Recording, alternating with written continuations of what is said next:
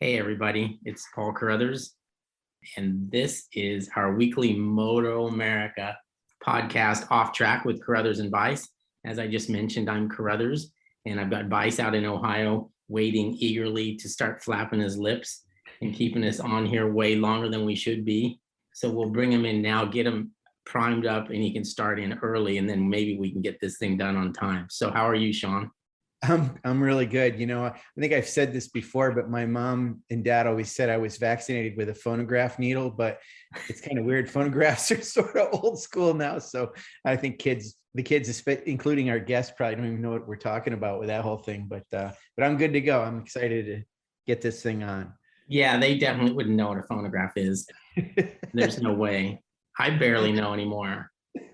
But I do remember the issues that they presented. So oh yeah, those records skipping around a little bit and dust on the needle, and you had to have everything pretty precise. And it was ridiculous. I had one of those disc washers, which was like some kind of weird thing that you had to run along in line with the grooves on the record and make sure every bit of dust is off it. And it still crackled like hell after you got done.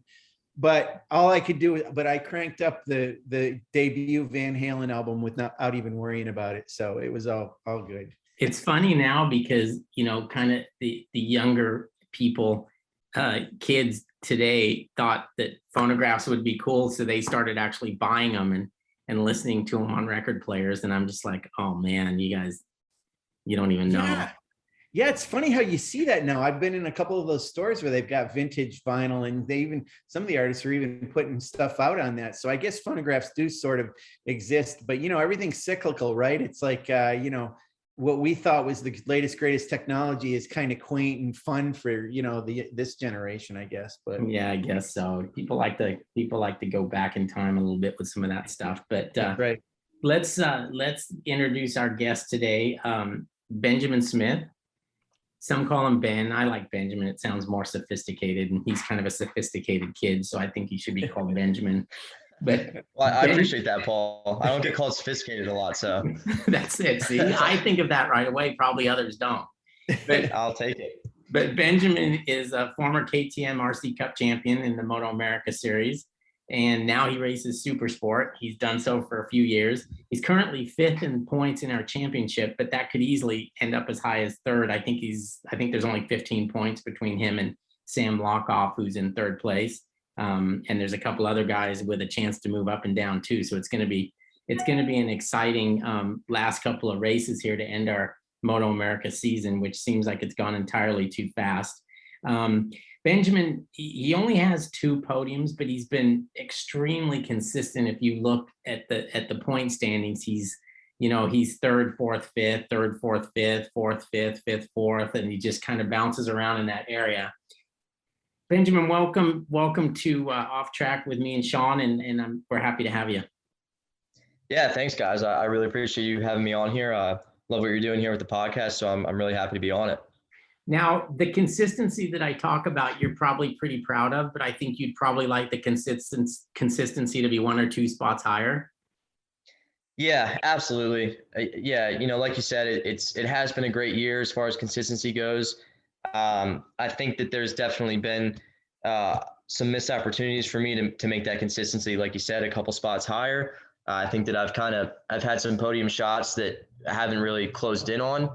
But it is what it is. It's part of us developing, me developing as a rider and us developing our program. We're just taking it all in and trying to, like you said, just get consistent results. We've got the speed. We've shown that a couple times this year. It's just, it's just getting down to it now, finding that last little bit to hopefully stay on the podium, race week, every race weekend. So now, real quick, from observing the races, you seem to be strong in the beginning, and then I hate to use the fade word, but then you sort of fade a little bit towards the end. Now, is that a matter of you slowing down for tires or whatever issues you may have, or is that a point where they step it up a notch that you're not comfortable with? It's definitely it's definitely something that I've been working on this year because obviously, I realize that as a rider. Like I said, I think that I have the speed to hang with Sean and Richie. Honestly, you know, right out of the gate, I'm able to hang with them for, you know, half the race or so. But then I've had an issue with significant fall offs. And it's a combination of a couple of things, honestly. You know, between myself, the bike, us trying to make the bike work at that pace for the beginning, and then have enough tire left to go with those guys at the end, because, you know, realistically, they don't drop off at all. If anything, they get faster throughout the race. And that's kind of something that I ran into at Pittsburgh, where went with Sean and Richie in race 2 for their first, you know, 7 or 8 laps. And then they dropped, you know, a couple tenths of a second. But when you're going that fast, a couple tenths of a second seems like a lot. And like I said, it's kind of a combination of a couple of things. I'm definitely working on stuff as myself, you know, just my riding style, trying to figure out how I can make myself be better in the longevity category. But yeah, it really is just us figuring out how to keep that pace throughout race distance. And it's certainly not easy, for sure. You know, Benjamin, I don't think I've ever told you this before. I know I haven't, but it's high time I let you know that in a lot of ways you remind me of Garrett Gerloff. I don't know if anybody's ever told you that. Has anybody ever said that to you? No, actually, but I'll take that as a compliment. So Well, I mean, I remember when Garrett was younger in his career, and man, he would get so frustrated by the fact that he was right there knocking on the door all the time. And he used to not really struggle, but he used to get so upset with, he couldn't figure out how to get to that next step, or, you know, even sometimes with JD. I mean, he overcame that obviously, but, you know, he would finish second a lot. And he couldn't quite break through and get those wins. And, you know, then once he did, in Supersport, and then obviously what he did in Superbike, and it kind of went on from there. But, you know, it's a lot of ways, not only in your riding style and kind of what you're being kind of right on the verge there, but just the fact that you're a well-spoken young man and do well with the media and everything. So you've got a lot going for you. And I think this year it's been tricky because of obviously Richie and Sean. Do you feel like, just as an example, sometimes I talk to the Hono Superbike riders, and a few of them just act like, you know, Jake's on a completely different plane, and they felt the same way about Bobier last year. And it's not like they're defeatist about it and they think, oh, they can't beat him, but it's like they kind of have a little bit of an issue there with, oh, you know, if not for them, I'd be fine. So how do you approach it in terms of Supersport when you've got those two guys ahead of you? And of late, a little bit, Rocco's come on too, quite a bit. So do you feel like you can race with those guys, or are you, and I don't want to say you're biding your time, but it's probably a factor of they're probably going to go out of this class and into something else soon, and will you stick around, and do you think that'll be your time, or do you not look at it that way? How do you approach that whole thing? Yeah, I mean, absolutely. I think to start off with, you know, I truly do believe that I can run with those guys, and, you know, we have shown that, you know, I do have the outright pace to go with those guys. It is just like we just talked about, a matter of me figuring out how to make it last. But you know, I look at it as a matter of, I think that it's making me a better rider. I mean, those two guys that I'm racing against are obviously phenomenal on the motorcycle. They've got a lot of talent. So I think that it's definitely made me up my game, and I'm all for that. Anytime that I have a challenge, an objective to shoot towards, I think that it's making me better overall on the bike. So I look at it as a positive. And yeah, I've heard the same things about those guys moving on, you know, to whatever respective things they're going to do in the future. We haven't had a set plan for what exactly is going to happen next year. We've got definitely an idea, but I guess I do see it as an opportunity. But like I said, I think that, you know, other people will step up at the same time, and there's always going to be competition. I think that, you know, going forward in my career, hopefully this year is going to be huge for me, because it's, you know, I've been pushing myself all year to, even if I can't hang with those guys for the whole race like I would like to, you know, hanging with them for half the race. I think I've learned more in those half, you know, 7-8 laps than I do, you know, rolling around in 5th place. So I think that for me as a rider, it's been a huge learning experience, and I really do think that we're making steps towards being able to go with those guys for the whole race and compete for a win. I'm just hoping that we can kind of put that together with 2 rounds to go. So we'll see what happens. You mentioned learning in there somewhere. I know you finished high school. I think you've dabbled a bit in college. Is that, not talking about motorcycles for a minute, is that something you're still pursuing, or what goes on with Benjamin, when he's not at the racetrack? Yeah, I mean, off track Benjamin is like a normal kid, honestly, and I think that it's it's hard to come by. I think in this paddock, like I like you mentioned, I went through my whole educational career has been public, middle school, high school. I'm still in college at Penn State. I'm doing it virtually right now, I'm actually living in Charleston, South Carolina, at the moment, but I'm still fully committed to college, because it's just always been that way for me, honestly. Like, motorcycle racing is fantastic. I mean, it is my life, and that's, if lightning strikes, I'm able to make a career out of it, fantastic. That's what the goal. That's why I'm doing it. But at the same time, I've always had the mindset of, I've got to have an education, I've got to get a college degree of some sort, just so, if I do need to step out into the real world, I'll be prepared for it. And it's just kind of the way that I like to go about life. Like like I said, I'm basically a normal kid that's growing up. I'm in college. I'm living in a college town. Like, I obviously take motorcycle racing extremely seriously.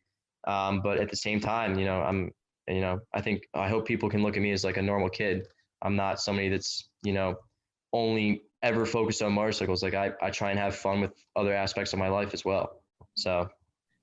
Benjamin, let's stick with this theme for a minute, just because you opened up something for me. I need to find out. I know you're from Pennsylvania. Why are you in South Carolina and going to school at Penn State from there? What's going on? What's going on with South Carolina?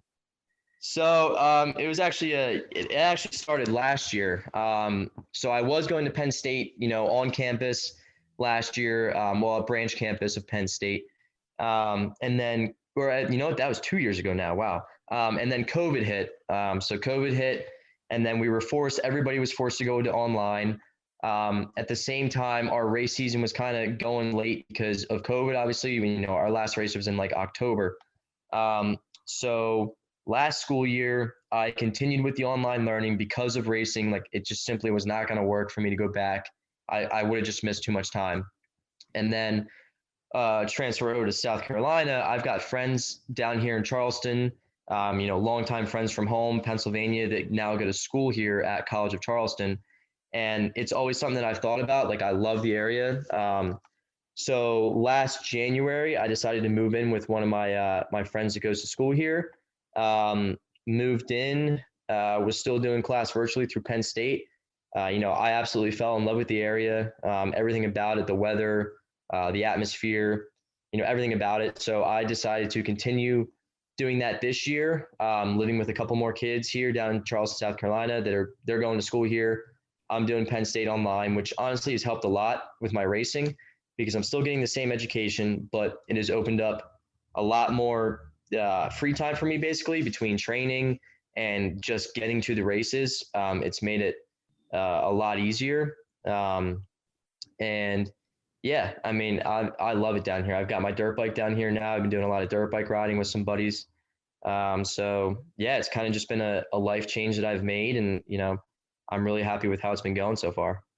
Well, I'll tell you, Benjamin, that's interesting, because my wife has badly for the past few years now wanted to move to Charleston, South Carolina. She talks about it all the time. And I'm like, it's too humid there. It's too, we've been down there a couple of times to visit it. And I mean, it definitely feels different, as you can tell. Ohio and Pennsylvania are pretty similar, but South Carolina is a whole different world. But that's cool that you like it so much. That's great. Yeah, no, the humidity, you're exactly right. It's pretty brutal down here right now, but I try and stay away from this area in the months of like June, July, and August, but but yeah, it is a completely different atmosphere, but I've fully embraced it, and I'm really enjoying it. So. And one thing I want to talk about, a little bit off this topic of racing again, just because I think you took a little bit of guff from when you guys went to do batting practice with the Otterbots, and you played baseball in high school. You are a good baseball player, and of course they used the clip of you losing the bat out of your hands. So I want you to be able to redeem yourself and talk about it. Can you tell us about, you played in high school, right? What position? And tell us a little bit about that so you can redeem yourself. Oh yeah, so I guess I definitely need some redemption on this. So yeah, so that was not my best showing at our the event that we did there with the Otterbots. It was really cool. I'm really happy that we got to do it. That was not my best showing. Yeah, I played baseball in high school. I played center field. I mean, I played little league. Obviously, I think every kid played little league, but yeah, I played a lot of baseball as a kid. Before we did that event, I hadn't picked up a baseball bat or glove in like 2 years, so that probably didn't help. But yeah, no, I was a baseball player in high school. I played baseball, soccer. Um, yeah, just played sports basically my whole childhood, and then uh, motorcycle racing. Obviously, when you start to get more serious with it, it takes up a lot of your time. So it kind of took over my other sports that I was playing, and I kind of just faded away from them. But I still love the sport. Like I love baseball, I love soccer. I play a lot of golf down here. Yeah, I'm a huge fan of stick and ball sports, anything like that. I do love more than just motorcycle racing. So Yeah, and I mean, let's get back Renaissance man. what's that, Paul? He's a Renaissance man. Yeah, he is. He can handle a lot of stuff. But let's go back into the racing a minute, because I want to talk about, obviously we've got New Jersey Motorsports coming back up on the schedule here. It's our next round next weekend, and that is your home track. You kind of learned to race there, isn't that correct, Benjamin? yeah, yep, that's definitely my home track. It's only about an hour and 45 minutes away from where I live. Grew up racing on the car track there with NJ Mini GP. Did my first, what you could say big bike track day there. So yeah, I've definitely got a lot of experience around that place. I actually haven't, believe it or not, I haven't ridden there since I haven't done a track day there or anything all year, which is actually surprising. It's just been so busy with MotoAmerica, but yeah, regardless, that's definitely my home round. So I'm looking forward to it. I think that it should be definitely a good weekend. Now, Ben, sticking with the motorcycle thing here, so you've moved, where's Dad these days? I know he's still a big part of your program because I see him doing all the grunt work of running tires around while you're like laying around in a hammock, but Yeah, yeah. where's Dad located, and you guys just meet at the races, or how does that work now? So he's still back in Pennsylvania, living at home. I mean, I go back there and I live there during the summer. I actually just moved down here week and a half ago.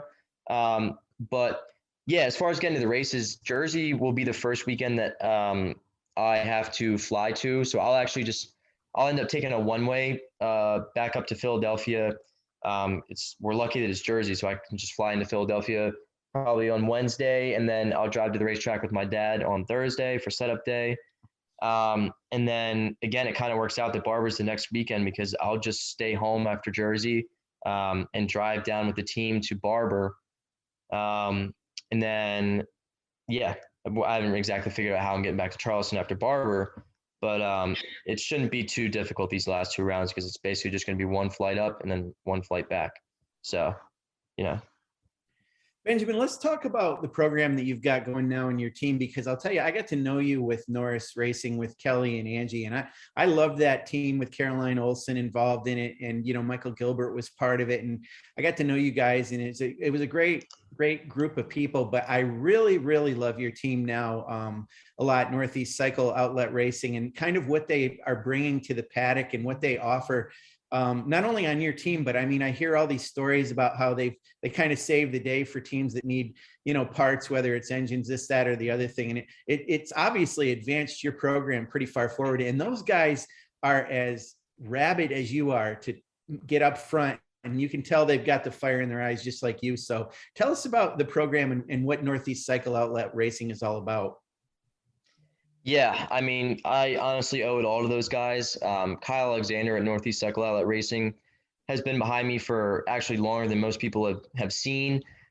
He's put together this program from the ground up, basically, and yeah, it's obviously stepped up my career. This year especially, it's been cool. We were able to bring on my teammate right now, CJ LaRoche.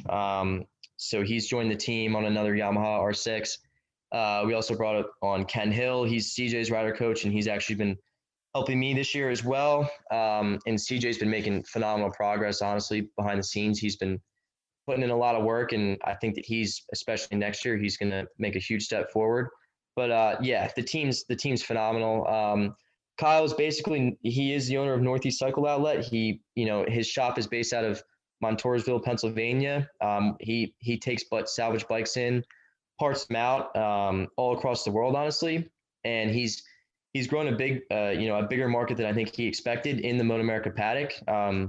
Like you said, there's been plenty of weekends where people, mid-weekend have a crash and they need a part.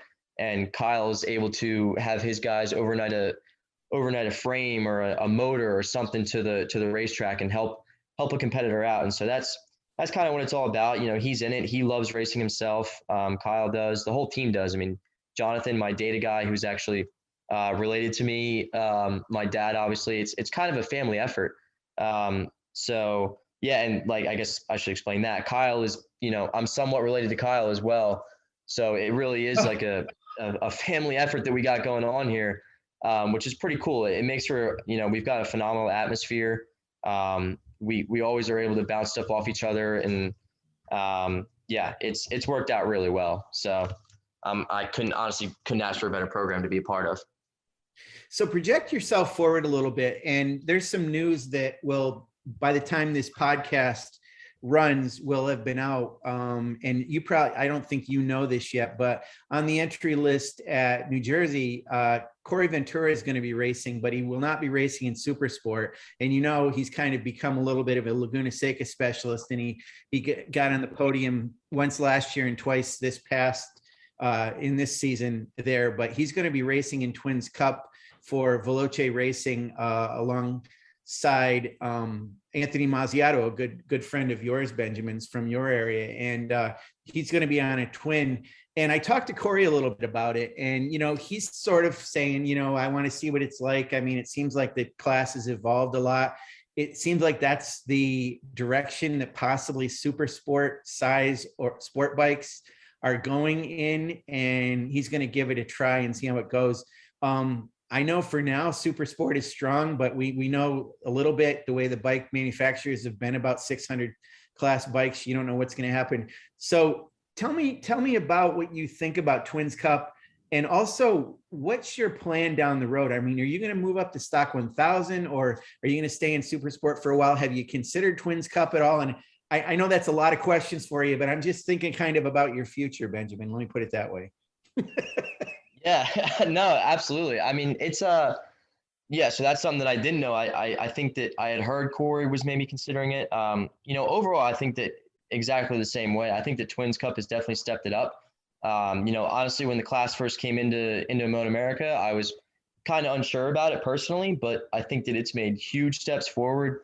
It's great that it's getting manufacturers back involved in the sport, like Aprilia.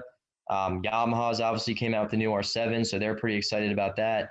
So I think that the class definitely has a lot of potential to it, and who knows? Personally, that I'm in the middleweight Supersport class right now. I think that it's sad to see that a class that's been established for so long is kind of taking a downturn. But times change. You can't control everything. So if this is what the manufacturers think is best for them, then I'm all for it. Yeah, I honestly, I've never really considered jumping into Twins class. I don't know if I could ever see myself particularly doing that. As far as the 1000 goes, absolutely. I mean, that's the next step. I don't know. That's something that we're kind of on the fence about right now. Like I said earlier, as far as next year goes, about when the right time to step up to 1000 is, or if it should be stock 1000 or Superbike. That's all something that I'd like to talk around to some people in the paddock and get some more opinions on, because you can't stay in Supersport forever. And I don't want to be one of those guys where, I'm in the class for so long that it's just, you become irrelevant after a long period of time. Even if you do, there's definitely a time I'm still young. I mean, I just kind of turned 21 years old. Like, I'm still pretty young. So I think that I still have some time, but there's definitely, it's getting down to it to where I got to make a decision on whether I want to try and stay in Supersport, win a championship, or start my 1000 career if it's possible. But I think that all the classes have kind of stepped up as well. I think that stock 1000 is kind of taken a similar path as Twins Cup has. Same thing. I wasn't so sure about the class when it first came in, and now it's a legitimate class with some really fast riders in it. And it seems like if you do well enough, there's possible opportunities to step up to Superbike. So it's all a game that we're playing, and just to you know, everybody is just to try and find their best path for their career. So you know, hopefully I choose the right one, but you know, as of right now, I haven't had anything set in stone for it. Sean, I think we could have like an RC Cup reunion. Yeah, it's true. It's so cool, these guys out. Yeah, for sure. Speaking of that, Benjamin, when you look back at those, you know, RC Cup years, that has to have been, that those have to be pretty good memories for you, being a kid in the paddock with other kids and getting to race motorcycles. Oh yeah, those were. I mean, I think that we all say, you know, like you said, we could have an RC Cup reunion. It's great to see some kids like Anthony and Jody, and those kids are starting to come back into the paddock. But we all talk about it, you know, how those days were honestly some of the most fun days we've had at the racetrack. I mean, even if you had a bad day on the actual track, you would go out and we would just ride around on scooters, you know, until it got dark and we had to leave the track. I mean, those years were great. 2016 and 2017 for myself. Just kind of the camaraderie that every rider had with each other. It was definitely a serious atmosphere. You know, every kid did their best. We all took it serious, but at the same time, you know, once you got off the track and you did what you needed to do, it was like, you know, you were having fun with your friends. You were a kid that was living the dream. I mean, had just started high school at the time, and for me to be able to travel the country and race motorcycles at that young of an age, like, you know, I thought it was pretty cool. Like, I mean, and so I think that same with every other kid in there. It was great. And the whole spec class thing, I was a huge fan of. So yeah, those were definitely some of the highlights of my racing career for sure. And hopefully I've got more coming, but it's, you know, those were definitely some good days. You know, I want to go back and talk a little bit more about Supersport because, you know, I was kind of projecting forward and thinking about what the OEMs have been doing, but I certainly don't mean to signal a death knell for that class. I mean, it's highly competitive, as you know, Benjamin. You guys produce some of the best racing we have on every race weekend. I mean, to see you guys doing the battles, obviously Richie and Sean up front, but even your next grouping of guys trying to get up with those guys. There's a lot going on there. It's fun to watch. I mean, it's just one of those things, I guess, where the manufacturers, you know, are kind of shifting a little bit, but at the same time, it certainly doesn't lack for popularity and being an exciting class. So regardless of whether you move up next year, it sounds like you're in pretty good stead with regard to Northeast Cycle Racing. I mean, you said it's a family, so do you project it that's going to be something that's going to continue for the foreseeable future, you and that team? I think so. Yeah, I would definitely say so. You know, as I mentioned before, we definitely have a really good atmosphere going. And, you know, we've brought on, like I said earlier, we brought on CJ LaRoche, and he's super happy with the progress that he's made this year. I mean, he's made huge steps, and he's really looking forward to next year, you know, making a couple more steps and getting closer to that podium. So I think that we've got a good program going for us. It's just kind of, we're a little bit on the fence on which direction we want to go with it, but I definitely, you know, I don't see myself really changing direction as far as a team goes that much in them. I love what we got going on right now. And I think that it's exactly what I need. Like, if I want to be in this paddock and be competitive, I need to be on a team like this where they take it seriously. You know, obviously we all take it very seriously, but at the same time, you know, if you're not having fun while you're there, then why are you doing it? So we kind of look at it in both ways. But yeah, to sum it up, I do see myself sticking with these guys, and, you know, hopefully we can have a killer season next year, no matter what we choose. Yeah, and you've mentioned CJ. I want to recognize him for a minute. I credit you for actually helping me get to know him a little. I've spoken to him in the past few rounds, and, you know, he's quite a fascinating guy with his tree management business, and there's a lot more to it than just sawing down trees or whatever. He's involved in, you know, looking at tree management from up in the air and all kinds of things. And he's got a small 2-seater plane that we were trying to work out for having a flyover at the track at Pittsburgh, because he lives in Bel Air, Ohio, that isn't too far from the Pennsylvania border. So Pittsburgh is for sure his home track. And, you know, we couldn't quite make it work out because, as Benjamin, you alluded to, this time of year, you know, it gets humid and then it starts to rain. So when we were at Pittsburgh, we were kind of dodging that whole thing. He didn't have a lot of good area to be up in the plane, but he's a really awesome guy though. And he's got a lot, like you, there's a lot about him that's well beyond racing. How did you guys get together and become teammates? How did that happen? So he's like you said, he's from Ohio. I've always seen him around at the track, years before this, always seen him at track days, MotoAmerica races, even when he would wild card. And I think that just kind of at the end of last year, we knew that he was looking to trying to put a whole season together in MotoAmerica. And before he had been doing it all by himself, and that's tough. And I think that he was looking for something where he can take it to the next step where he basically just has to focus on riding. And that's what he wanted. So, Kyle reached out to him, they talked, and, CJ's a fantastic guy. Like you said, there's a lot more to him than people know. So he was all for it. He wanted to be a part of it. So he got his program together, we got ours together, and we combined the two. And yeah, he's, I think that this whole atmosphere of him being able to, like I said, just show up to the racetrack and focus on his own personal riding. It's his lap times at all the tracks and his results. I mean, he honestly has made huge steps, and he's really enjoying it, which I'm really happy about. So yeah, it kind of just all worked out perfectly. It was good timing. We were able to make it happen with him, and I think that we do have a good future ahead in that relationship. So. Has it helped you the same way? I mean, we often talk to riders and we talk about, some riders who don't have a teammate. I mean, like Matthew Skoltz is a good example. I always wonder if he would benefit from having another superbike rider on that team. That, obviously it's helped CJ. We've seen that with his lap times and things, but has it helped you as well?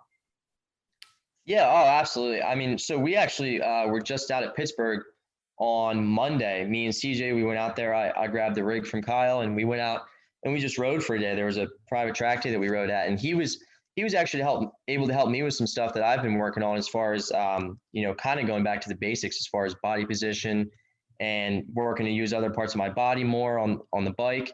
So he was able to help me with some stuff. I was able to help him with some stuff. We dropped his lap times by a significant amount, even just at a track day, which I was really happy about for him. So yeah, we've been able to go back and forth with each other. Just, he's been helping me in some aspects, and I've been helping him. So it's kind of been a beneficial relationship for both parties. That's, no doubt about it. Hey, Paul, don't you wish that we were on Ben's and CJ's team? I mean, they seem like they all get along so well. It'd be cool, huh? Yeah, you're just like our little team here. Yeah, that's true. I don't want to take anything away from our own team. We have a good team as well. But yeah, it seems like you guys got a good thing going. Yeah, we do. I think it's good. I also want to maybe correct Sean a little bit with his, early demise of the Supersport class. Yes, because I've heard some pretty strong rumors that there's going to be some rule changes for Supersport, and we might end up seeing the likes of Triumphs and Ducatis and things like that in the class, which would obviously bolster it for everybody. So wow, you might be a little bit premature there, Mr. Bice. I hope I am, actually, because like I said, I had to take that back and say I love that class so much. I didn't mean to put so much emphasis on Twins Cup, but no, I hope Supersport sticks around for a long time. And, Benjamin, whether he stays in or goes up to a bigger class, it's a very exciting class, no doubt about it. So that's good news, Paul. All right. Well, in the meantime, we've got a couple races left, and we're going to let you go now, Benjamin, but I wish you luck. You've got, the battle for the championship in that class is, barring some sort of catastrophe, is pretty much over, but the battle for third definitely is not, and you're right in the middle of that. So we wish you luck. I know getting third in the championship would feel a lot better than getting sixth, and obviously both of those are possibilities at this point. So we wish you the best, and we'll see you down there next week. Awesome, guys. Yeah, I really appreciate you having me on, and yeah, I'll see you guys in a week time. Yeah, I want to jump in here just real quick and say, with these 2 rounds back to back, we're going to be really busy, and the fans are going to be busy watching or attending our races. And with Labor Day weekend coming up here, I want to remind the fans that we've got a promotion coming up here that's going to involve a code that you look on our social media for it, and you can put that code in and get some percentages off on select ticket packages for our races. And I also want to make an appeal for corner workers. We always need those guys. I'd love to have some more corner workers volunteering at New Jersey and certainly at Barber. They're both great tracks to visit as a fan, and you can't get a better seat than being a corner worker and out helping riders like Benjamin Smith and anybody else that is out there on the tracks. So I just want to make that appeal as well. But thanks, guys. All right, guys. You guys have a good week.